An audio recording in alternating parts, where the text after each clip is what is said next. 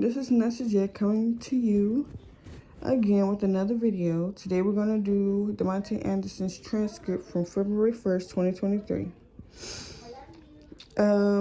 It's basically the alleged victim admitting to saying that she gave a false statement to the police and that she lied. Okay. Now, I am going to give her the name of Marcy, and any other victims or people with the actual names in here other than the lawyers, I'm going to give them names along the way.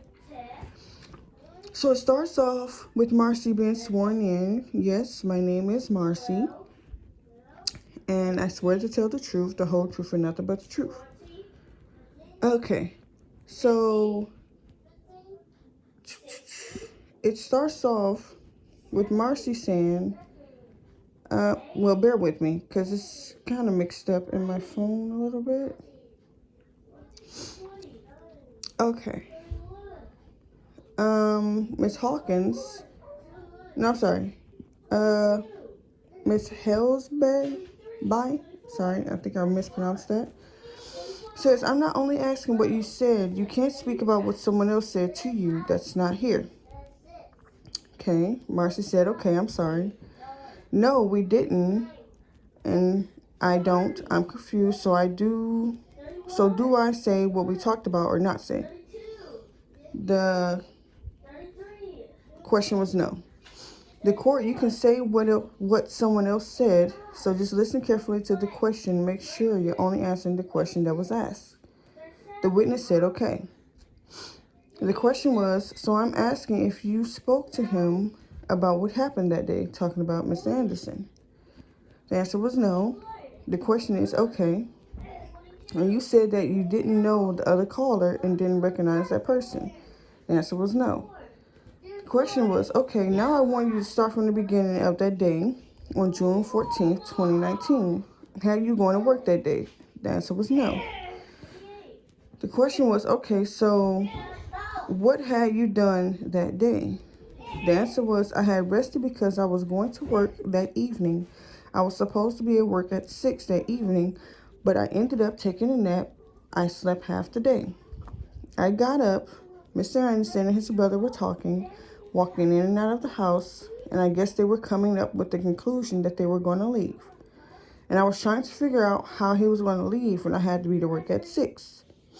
And this was probably about 3:30, 4 o'clock, when they was coming up with this conclusion that they were leaving.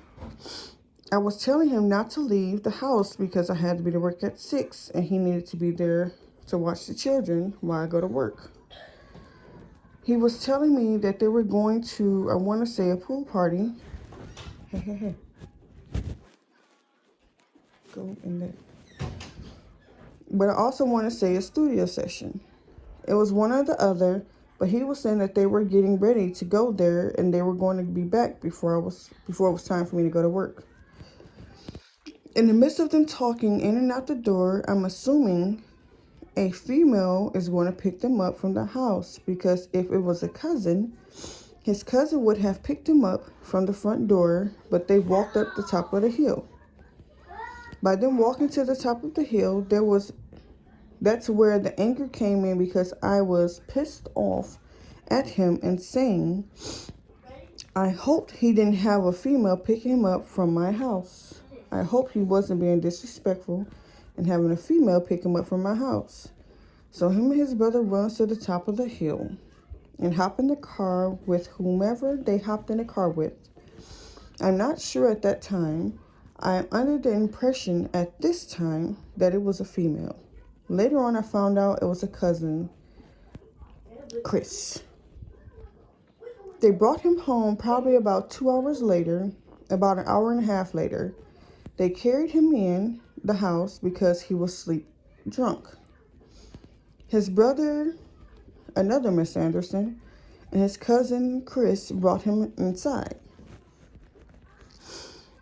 Another Mr. Anderson knocked on the door first, and I opened the door. He carried him in and dropped him on the floor and said they can't take him anywhere because he fall asleep drunk wherever they was at. I proceeded with that with what I was doing, cooking, cleaning. At this time, I had already called up for work because it was after 6. So there was no reason for me to go. So I continued to cook and to clean. I had left and ran to the store. I had ran a couple errands while he was in the house sleep. I was getting ready for the kids. I was getting the kids ready for bed. I don't know if I started cooking or if I started washing dishes. I was doing something at the sink and I was on the phone with this dude. Mr. Anderson hops up because he hears me talking to the dude and asks me, what am I doing? We go back and forth about this because I'm like, I'm doing whatever you doing when you left. I'm on whatever you want.